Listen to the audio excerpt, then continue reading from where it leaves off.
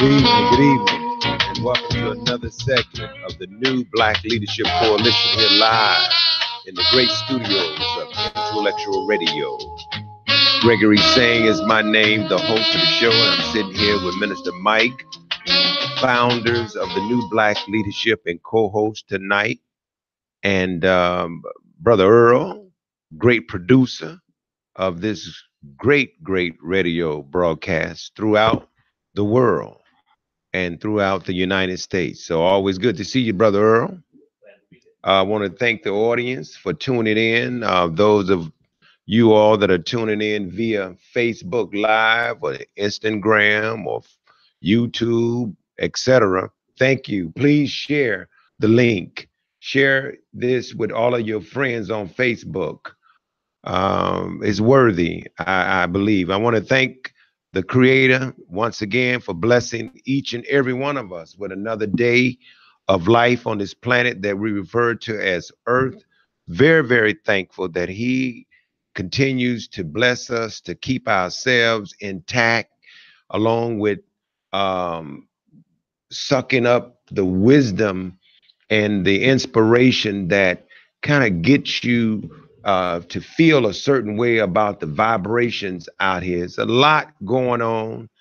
And I want to say this just coming out of the gates. I did this commentary similar. I guess it would be similar over the beautiful airwaves too of my friend Harold Davis show on the Butt Naked Truth. I do a commentary on Friday. Minister Mike does one on Thursday.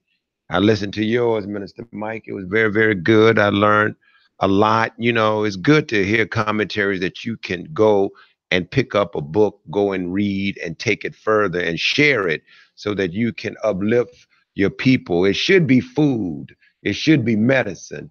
It should be therapy. If you're getting something from these airways, and even something that can make you laugh is medicine. You can't keep laughing. You know, you laugh to relax, you laugh to relieve stress, then you go to work. So we need balance in our lives. One of the things that I said on the last commentary on Friday, I was talking about this shortest month of the year that they have deemed Black History Month, the shortest month of the year. And it's really an insult, to say the least. And it is really foolish on our part as Black people to even try to stuff the rich history of Black people in a month. You can't even stuff our history in a year. It would take you a lifetime to know and understand all of the great wonders and all of the great contributions we have made as Black people. And so leadership and those who speak for our people, if you don't have the knowledge of self and the true knowledge of God, then you could not dare know our history, because you'll have to go into those books that you call Bible and Quran, or all of the ancient books. It speaks about us. And so it ain't just Nat Turner. You know, we think that's cute because we know something about Denmark Vesey or Gabriel Prosser or Marcus Garvey or Frederick Douglass and Sojourner Truth and Harriet Tubman. I love them. And there's so many more that, you know, Chairman Fred Hampton, it's a bunch. And it's so that's what makes it stupid, because you could sit here for a whole hour. It would take you and you'll forget many of their names. So go back to the beginning of time, and then you will understand who we are in Scripture. But unfortunately, just to show you how things go, ain't no great stuff going on for during Black History Month. Not zero. I mean, tell me any activity. I know they have assemblies. Very seldom do they have those anymore. So I just think we need to continue to wake up, stay up, and not go for the okie doke where this stuff is all commercialized, you know, and they give it to you. And if they don't give it to you, you don't celebrate it. You don't mention nothing about it, which is That's why I say it's really ignorant of us. And so all of you all that have radio shows and you have other platforms, man, you got to know more about our history. And that's why I said lastly, that's why you only talk about his story. You don't know your own story. And that's unfortunate. So how we gonna liberate black people? How we gonna save black people? How we gonna change the quality of life for black people when we don't even know how to access information about who we are as a people? And it's very important. They say if you don't know where you've been, you don't know where you're going. And a man that, allow people to cut their history off is like a tree without his roots, and you're dead. You're not going anyplace. So that's one commentary. And I just want to put that out there about Black History Month. And stay tuned to the Butt Naked Truth Tuesday through Friday, 2 o'clock to 4 o'clock, where we talk about a lot of issues. And Minister Mike has a commentary, and myself. And lastly, on the commentary thing, I just wanted to say congratulations to the Eagle fans. I'm a big fan, and I was happy to see the Great White Hope lose. That's right. That's exactly what I said. I was so happy to see the Great White Hope Patriots lose the game. I was so happy to see black folks all over them, white folks too. Boy, they act a fool in Philadelphia. I swear to God, if they would have lost the game, I think they would have tore up that city.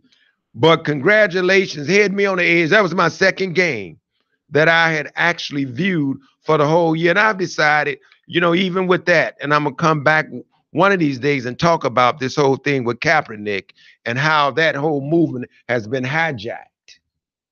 Because that's why when you come to town, Mr. Kaepernick, you don't connect with the people on the ground that's dealing with this issue every day about police brutality and the challenges with law enforcement. It ain't all about the NFL, because if you're gonna get on them, get on all of them. But anyway, I'm just happy that those folks were able to celebrate that. And I'm not so happy about the weather. Drove all the way out here and the conditions, but I wanted to be here today. And so we were scheduled to have another guest, but due to some other things, he was not able to be here with us today. But anyway, nevertheless, to have with us in the studio, Minister Mike, is always an honor, always a blessing, and always a gift to our people. And how you doing today, Minister Mike? Grace of God, Brother Gregory. I'm excited to share more time across these airwaves to speak to our audience who've taken interest in what we have to say and an interest in the work that we're trying to do in the community. And as you're speaking of Black history, it just stands out to me that it's important for people to understand as we talk about this so-called Black History Month. One of the things that makes the New Black Leadership Coalition so special and so unique in the vast array of groups and organizations in Chicago in particular is that the members of the New Black Leadership Coalition represent students and proteges, ideological and spiritual offspring of many of our greatest history makers. Mm-hmm. And so when you go down the list of the members of the New Black Leadership, you have direct students of Baba J. Carruthers. You have direct students of Harold Washington. You have direct students of Reverend Al Sampson. You have the son of Chairman Fred Hampton Sr. You have a man who was a protege, if you will, of David Boxdale, but then later in his adulthood became a serious activist, pro-black activist. You have a protege of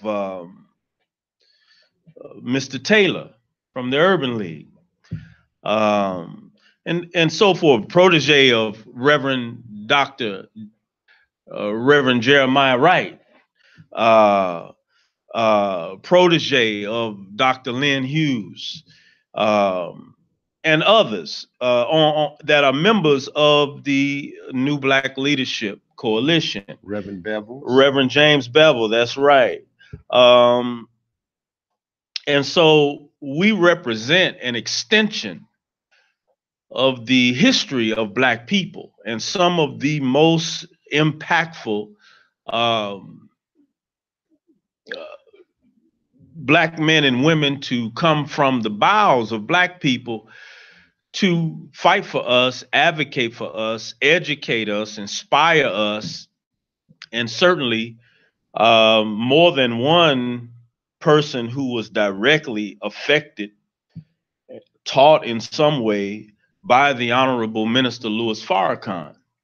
And so when we look at February as Black History Month, we would be remiss not to remind our audience that, in fact, before I say that, many of our members carry on an annual legacy event to enshrine parts of our Black history. From Minister Aton and the Webb Evans movement. That's right. They also commemorate the Honorable Mosiah Marcus Garvey every year on Marcus Garvey's birth anniversary. Of course, Chairman Fred Hampton does something twice a year to commemorate his father. And if we go down the list, which I'm just doing randomly, but the words you spoke made me realize that we have members that are not only proteges, many direct students who went through a rites of passage through great leaders before us, but we also have members who have enshrined or tried to institutionalize the memory of Black men and women who laid down their life for Black people. And so the final thing that I want to say on this is, of course, every February, at the end of February, we receive an annual message to the world, really, from the Honorable Minister Louis Farrakhan on what is known as Savior's Day. And so, regardless to your religious position, your philosophical ideology, your political party or philosophy, regardless to what you espouse, what you believe in, what positions you take on various issues, I think all of us who are intelligent and conscious and committed to the liberation and the uplift of Black people in America, we would have to recognize that the Honorable Minister Louis Farrakhan has inspired millions of us. Absolutely. He has motivated millions of us. He has called tens of millions of us and had us respond.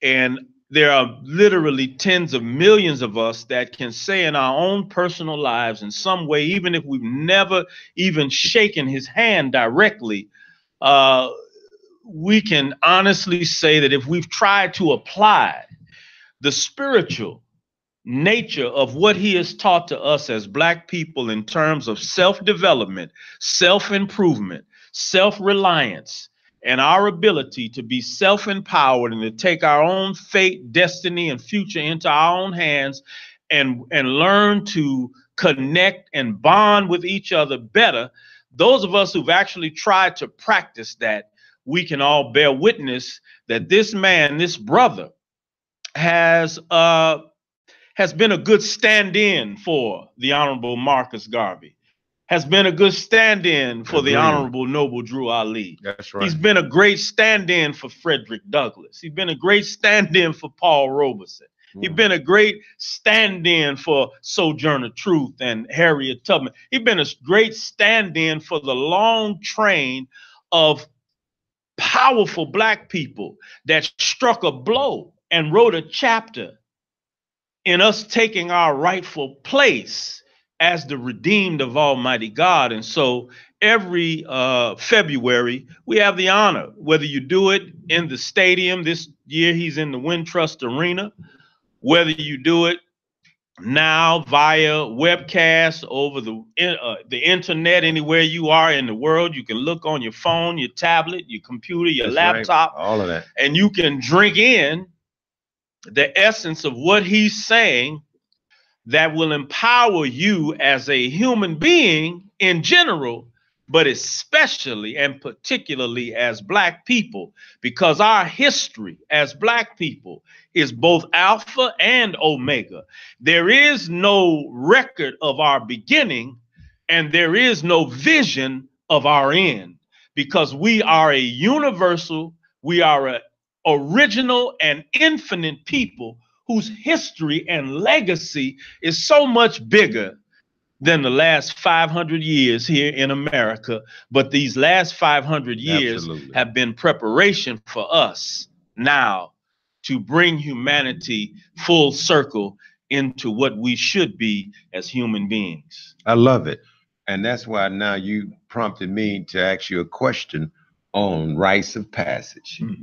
Because when you mention that many of those, our members and others that might not be a member or a co-founding member of the New Black Leadership, but are out there in the community, we have some real genuine community activists that mean well and that have attached themselves to a Lou Palmer, you know, or to other voices here in Chicago. And I would say when you mention the Honorable Brother Minister Farrakhan, he has stood strong in the space of the Honorable Elijah Muhammad.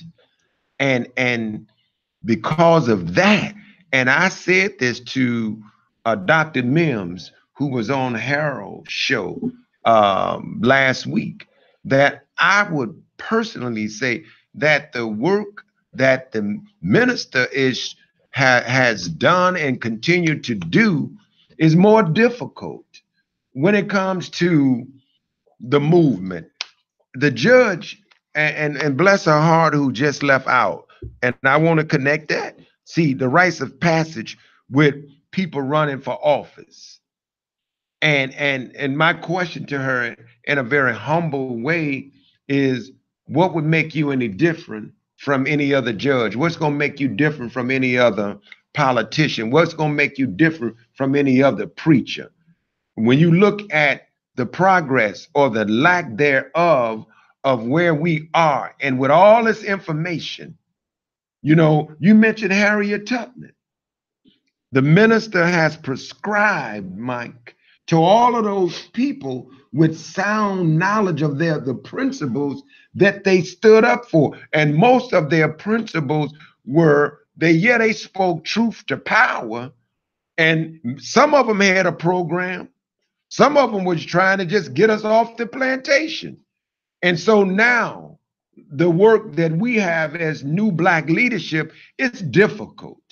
It's difficult because when you have to say, no matter what your philosophy is, no matter what your ideology is, no matter what your religion, that to me means that, you know, all of those folks had other different people that they drew from. But what's the ultimate goal of somebody that have been blessed with rites of passage? You know, you've been through this. So now what?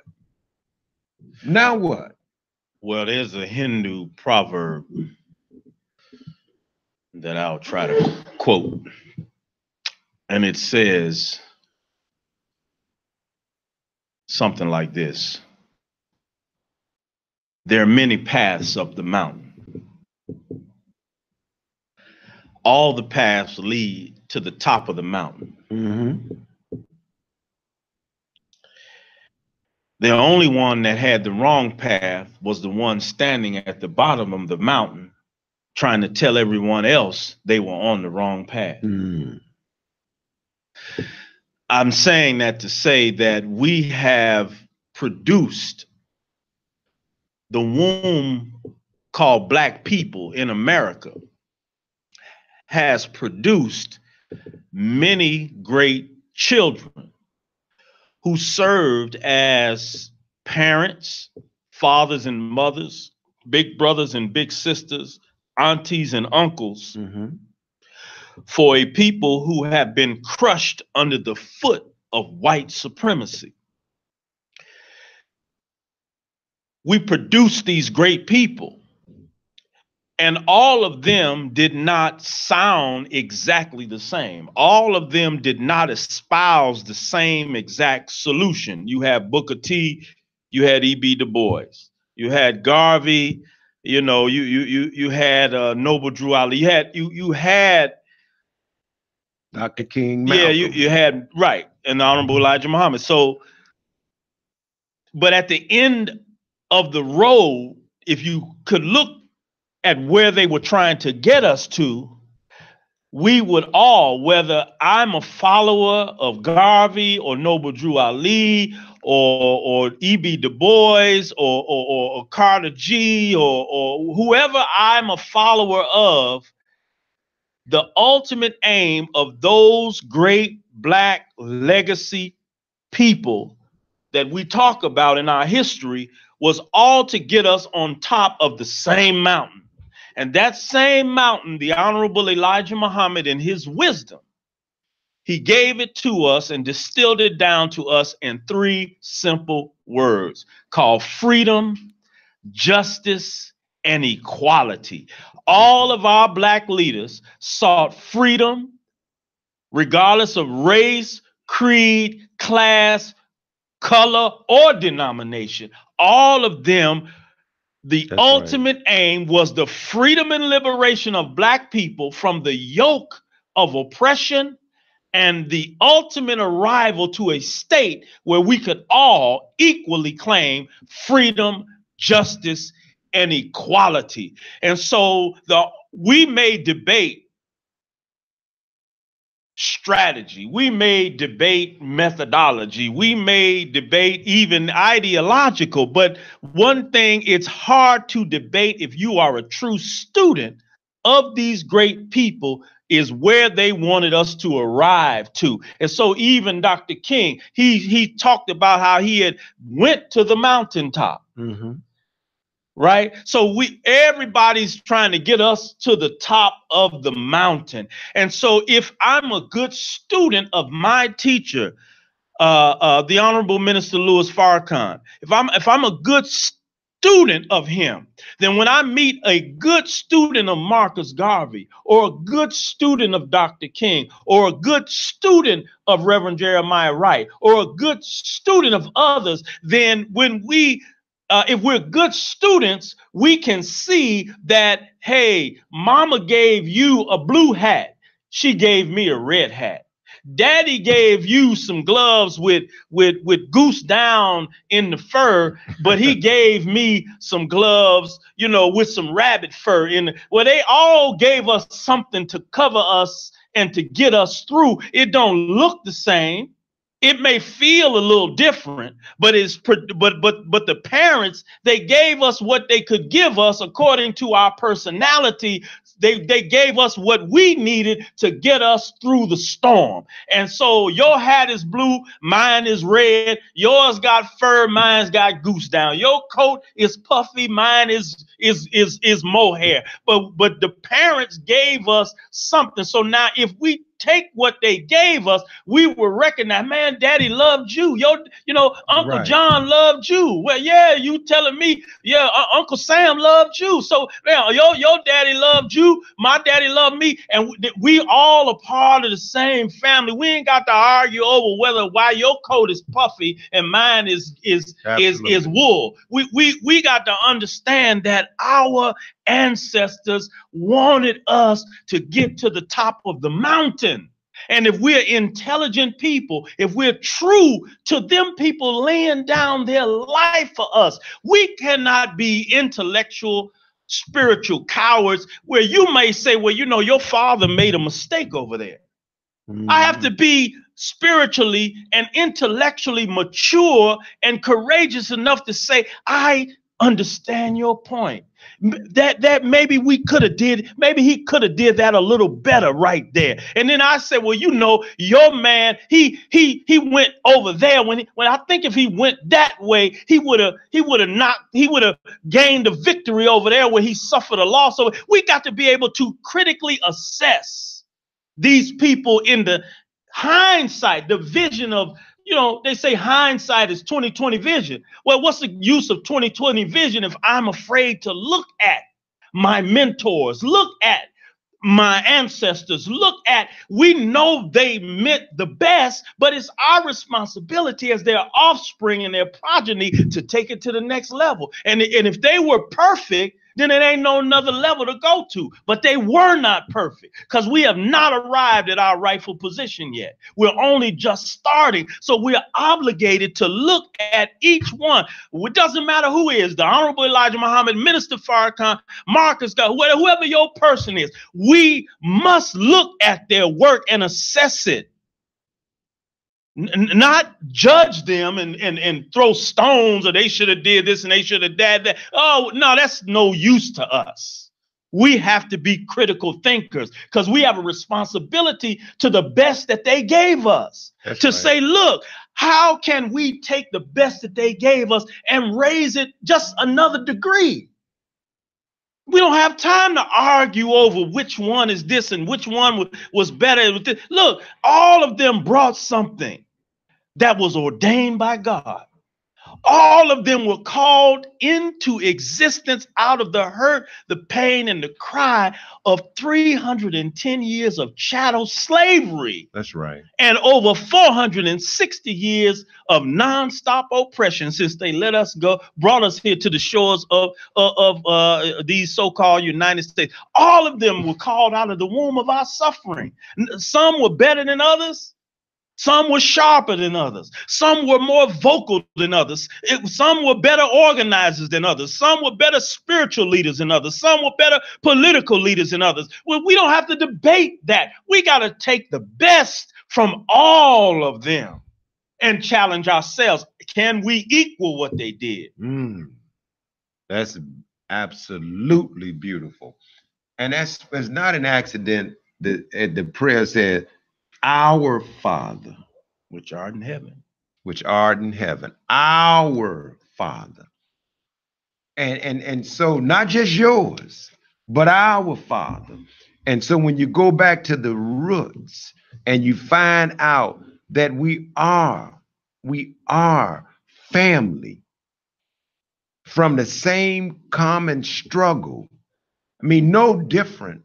But I mean, it's interesting, Mike, that when you lay it down like you just did, why would some fight it, not embrace that? Because when we come on here and appeal about unity, that's what the call is for. So when we sit at the table, we already know, look, if we spend time just talking about, the differences, we won't get any work done. We'll always be at that table fighting. And that's why they say that, I've heard people say, and I hope I get it right, that white folks can disagree on 99 things and agree on one. And they would sit down at that table and work on the one thing they agree on. Black people, we can agree on 99 things, disagree on one thing, and won't come to the table and work together. What is it and what will it take for us, man, to get out of this? Look, it seemed to be we stuck. And I mean, it's frustrating because when I hear you say, the rites of passage, you look at relationships, and we can gauge this by looking at relationships, and you think about the conditions, and is this ego talking, or is this passion? Is this a mission? Do we really care? Are we really in pain by the condition of our people? Because I know based on, I didn't meet any of those folks, just a couple. I did meet some, but I didn't meet Sojourner Truth. I didn't meet Harriet Tubman. We go by what we read.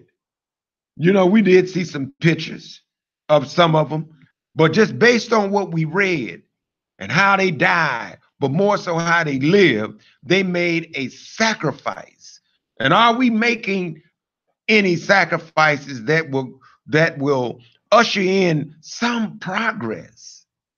I mean, as new Black leaders, man, look how we struggle to get individuals to come to the table to deal with some basic, fundamental challenges of our community, just dealing with the youth. Well, to be honest, if we're honest about history, as great as our ancestors were, they didn't agree oftentimes. Mm-hmm. And many times they wouldn't come together at that time. And many times they were not afforded.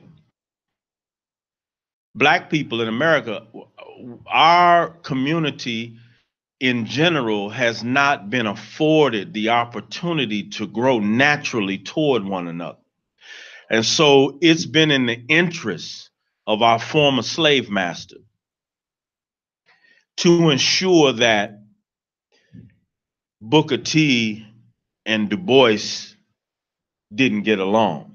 Mm-hmm. It was in their interest to ensure that the Panthers felt hostile toward the Honorable Elijah Muhammad. It was in the interest of our enemy to try to create a clash between Jeff Ford, Chief Malik, and Chairman Fred Hampton. So it was in the interest of our enemy to ensure that a man like Malcolm X was constantly under the barrage of the envy and the jealousy of other ministers and leaders within the body of the so-called Nation of Islam to continue to poke at him and prick at him and create a disconnection between Malcolm and the Honorable Elijah Muhammad. And then it was in their interest that when they saw that Malcolm was beginning to realize he made a mistake and started trying to get reconnected to his teacher, that they cut him off before he could do that. It was in their interest that when they saw Reverend Dr. Martin Luther King start connecting with the likes of Kwame Ture, Stokely Carmichael, Malcolm X, the Honorable Elijah Muhammad, Fidel Castro, because he went down in Cuba. It was in their interest not to allow our leaders to live long enough to realize that, hey, we've been fighting, but damn, I just realized once we come together, this war is over. And once they started moving to come together, many of them were killed. Many of them were cut off. So they pay some of us, they paid Mr. Abbott and the Chicago Defender to be anti-Marcus Garvey. Okay, until they could get Garvey out of the way. So what we have to do as mentees, what we have to do as offspring, as progeny of these great people, is realize that it's not an easy path. First of all, it's not easy because Black people, the fact that the truth of what you just said, white people can disagree on 99% out of 100 things, and they find that one thing they agree on, and that's what they rally around. And Black people are the opposite. We agree on 99%, we disagree on one, and then we use that one thing to go to war with each other. That shows you that something has happened to us as a people. And that thing that happened to us, I don't care if you got a bachelor's degree, a master's degree, an MBA, a doctorate degree, whatever degree you have. If you have 33 degrees as a Shriner, 32 degrees as a Mason, I don't care what degree you have that comes out of the white world system, you are never educated on what happened to us. They never give you the science of how they gave us the mind of what we call a Negro or a nigger. See, God don't make niggas, but white people have made niggas. But they never tell you, no matter how much education you get, they never show you the science of how they made us a nigger and why we are educated, wealthy, popular. We're famous slaves, right? So they never give us the science of that. They never make us understand what is going on inside of us and why it's going on, why we are ready to defend white people, why we always apologize on how, even when we talk about slavery and I heard a scholar on a radio station today, she did a book on the biggest slave auction. And in the midst of talking about what happened to us in slavery, she felt obligated to make it a universal thing where it's just, we can all get along, No, that's a psychosis. That's a psychosis. It's a programming that has happened to us, right? So even those of us in the New Black Leadership Coalition, even though we are proteges, mentees, and students of some very powerful people who have solutions that have never been allowed to flourish among Black people for our advancement, many of us suffer from the same vulnerabilities. Cute word right there, but I love it. Of people that sometimes we critique and we condemn because our needs. See, we were so destroyed, to give you a conclusion to my answer, we were so destroyed as a people. When you strip a people of their identity, not only you strip them of their identity, you strip them of any appetite for their original identity. I'm talking about most of us don't even have a taste in our mouth. We become great at basketball, great at football, great at economics, great at all these things. And in the middle of that greatness, we don't have any eye, ear, or appetite to ask ourselves, am I imitating white culture? Or do I have any Black culture about me? We don't have the ability to make any separation, right? So we don't have real identity. Our identity is tied to what the white system affords us. So, but your real identity is so much more profound than a degree or money or fame or notoriety. But when you don't have your real identity, those things are like pacifiers. They're like the teddy bear you sleep with. They're like a blanket that's your comfort blanket. So when somebody takes that away, you feel nervous, you feel naked, you feel insecure. And that's how we are as a people. We're very, very, very tainted with insecurity. We're deeply insecure people. And so what we do, we either run from people who are less insecure, or we hate on them, or we try to bring them down, or sometimes we try to imitate them. Sometimes we try, they say imitation is the best form of flattery, but not really. So if we don't understand, everybody has a brain, but nobody reads the manual, right? So we don't, do you know when you tripping? You know what I'm saying? Do you know when you're tripping, and do you know what kind of trip you on? Do you know when you're feeling envy? Do you know when you're feeling jealousy? Do you know when you're feeling insecure? Do you know when you're doubting yourself because you see somebody else who appears not to doubt themselves? Do you know when you're overcompensating for your lack of self-worth by having an overinflated ego? Do you know what it means that you have to take, you have to run in front of every camera? Do you know what it means that you have to be heard in every setting? You have to be the loudest person. You have to be the one who gets the most accolades, that shakes the most hands, that everybody knows. Do you know what it means that if you walk in a room and nobody knows you and you don't feel good about yourself? Do you know why? Do you know what that means? And if you're in leadership and you can't answer these kind of questions, then you are a threat as a leader. You're a threat to the rise of Black people, because the masses of us, we are worse than you.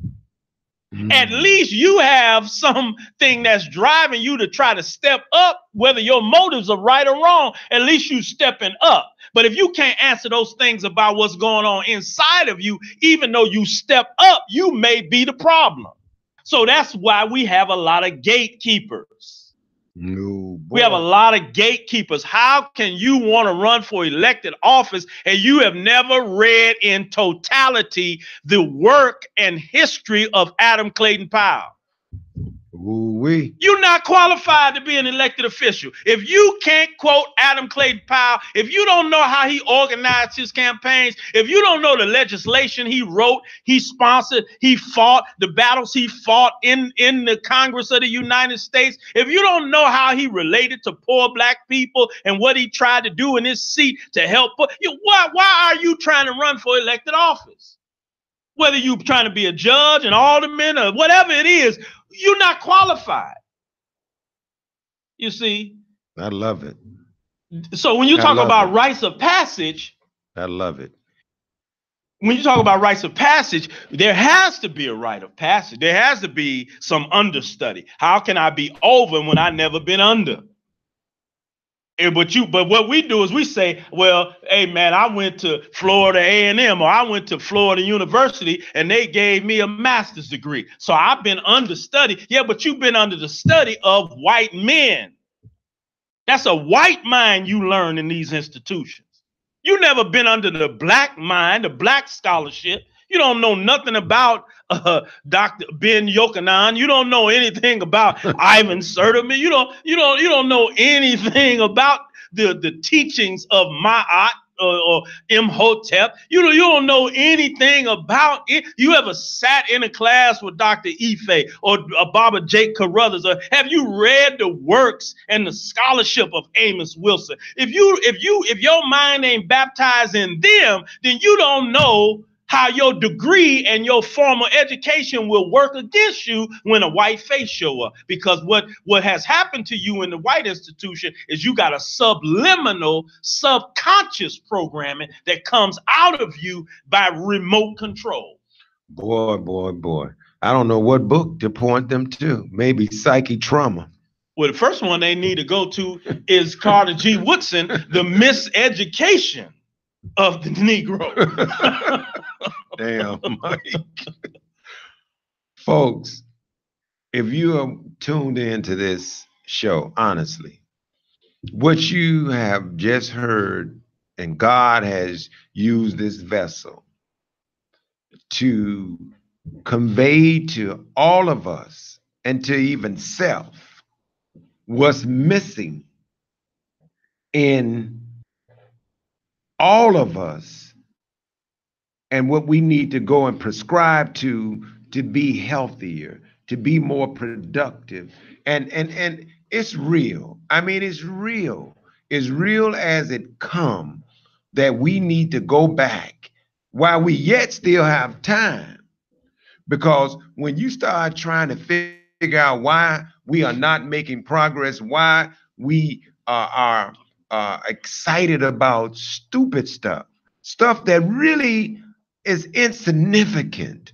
I mean, and so when you think about low self-esteem, all I could do, Mike, I was visioning folks at those galas, people who run around hobnobbing with each other because we so messed up that turn us on more than real progress. Just to be among other, oh my God, I'm not gonna call you anything but confused right now. But out of love, we do need to prescribe to this history, this lesson. Minister Mike, I mean, it was almost like I should have just stepped away and let you just kept lecturing because it's needed. But you're a vessel. You are disseminating information, brother, that every activist, organizer, person is running for judge, you're right, alderman, congressman, whatever. And some of us, we so stuck, we don't want to do any of this work. We keep trying to battle about, I'm a Democrat, I'm a Republican, it's Trump, it's this, it's that. No, it's us. That's right. It's us. We are in our own way. Because the word you use, gatekeepers, a very uninformed gatekeeper. And out of those insecurities, you put it right, they'll keep us from being in the room. They don't want you in the room if you're insecure, but they don't realize that you've been in the room with many of them and you have not espoused this and made them feel as though you got all this information and you're a threat.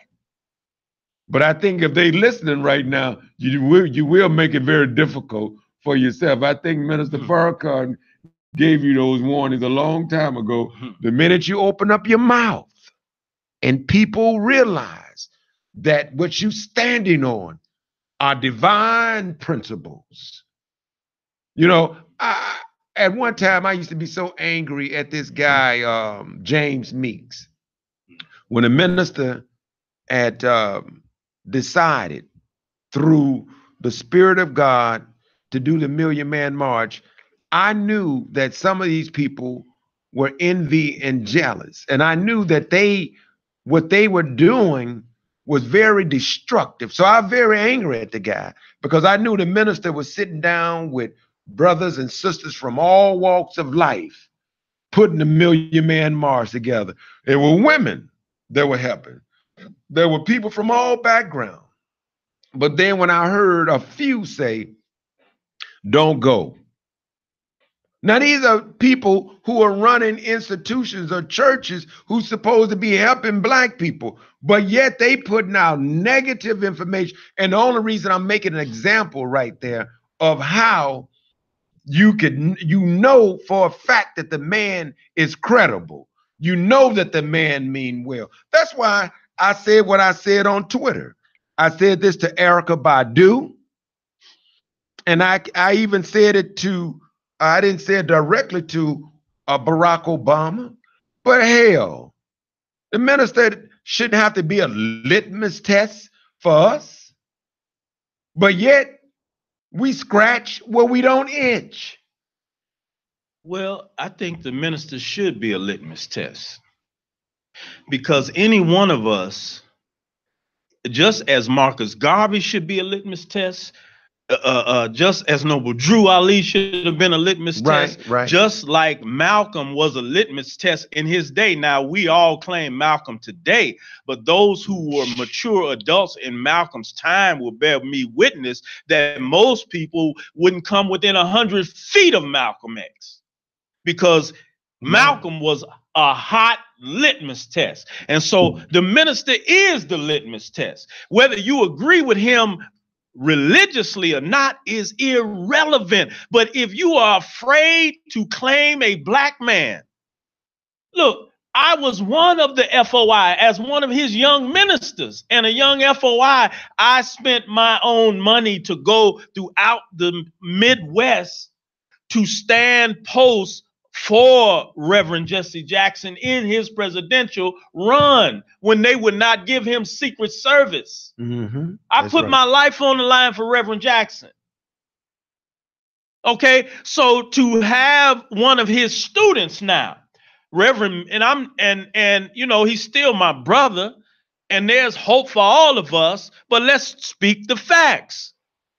Reverend Meeks was nowhere to be found when Reverend Jackson's life was under threat by Jewish America and right-wing white supremacists in America. Reverend Meeks wasn't having his followers. No, his followers wasn't nowhere around to protect Reverend Jackson, nor were most of the pastors who are in his inner circle today. It was members of the so-called Nation of Islam and students, followers, and helpers of that man, Minister Louis Farrakhan, who put their lives on the line, spent their own money, sacrificed their own time. So when you say the minister, I say the minister is the litmus test. Yeah, in that regard, because he has challenged white America at every level in a way that even the people who agree with him, many of them are afraid to even stand with him. My brother Bishop T.D. Jakes, as much as I love his preaching and as much as I get edification spiritually from his preaching, he is a coward to he's afraid to stand with Minister Farrakhan or even claim him as his brother verbally. So yeah, the minister is the litmus test. He is the litmus test. Reverend Wright has to be a litmus test for Christians. Okay, these two men are they cut from the same cloth. Okay, they don't look the same. They don't look exactly the same. They don't come from exactly the same faith traditions from the surface of things. But if we deal with the principles of what they're saying, men like that have to be the litmus test. And if you are an elected official and you don't know anything of these men, if you want to represent and lead black people in the halls of power, but you've never been tested. See, as a student of Minister Farrakhan, I can say I've been tried. I've been tested. I've passed more than I've failed.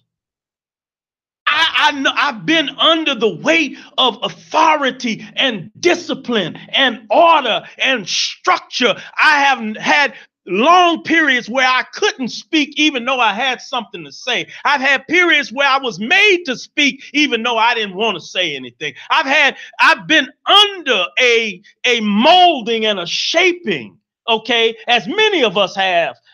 Okay, and so if you've not gone through that with somebody who has a certain spirit for the freedom and justice and liberation of black people, what makes you think you qualified to run for elective office? What makes you qualified to accept an appointment to lead black people who are being raped, robbed, and pillaged, and whose education is, their minds are constantly being put through a meat grinder to make us hate ourselves and constantly love everything Caucasian. What makes you think that you're ready to lead black people, and you and your mind have come from the same meat grinder, and you've not gone through any process of re-education, transformation, and recreation of yourself into the mind of your original ancestors? You're not ready to lead black people. You will always, this is why, look, some of us, we jump up because we're passionate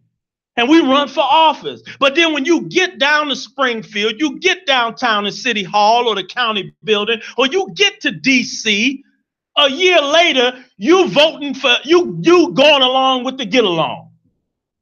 All your passion is gone. All your revolution and rebellion and I'm going to upset the city. All that's gone. You know how many people we've had that they came to us? I'm going to tear it up. I'm not going to compromise. I'm going to get down there and I'm going to fight these white people for black people.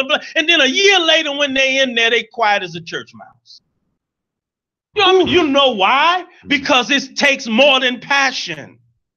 It takes more than passion to deal with white people. White people are not operating based upon passion and emotion alone. There's a science and a technology they use that they have already inserted into our minds, and all they have to do is push the right buttons. And most of us who are the most radical, when they push the right buttons, we become little turtle doves.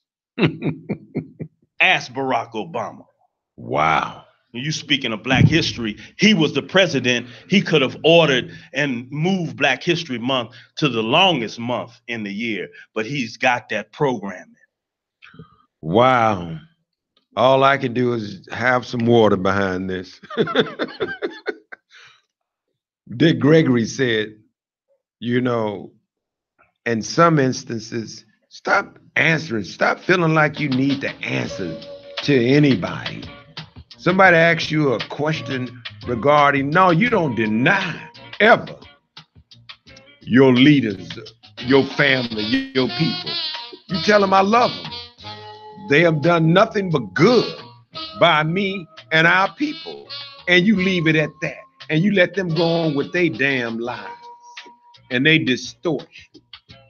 But Minister Mike, I tell you, bro, I know what I'm doing later on when I get home.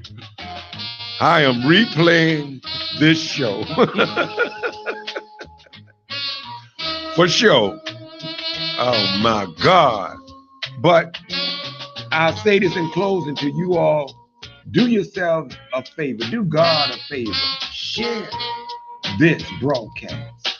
Share it right now. Hit that button if you're listening and share it with your friends and tell them, send them a message and say, just listen to this. Because you listen to a lot of other garbage. And I'm just being honest, and so do I. So anyway, thank you, Brother Earl Winfrey, the best producer on the planet. Thank you, Minister Mike. New Black Leadership. Thank you, audience. And listen, see you by the grace of God next week. Same time. Peace and love.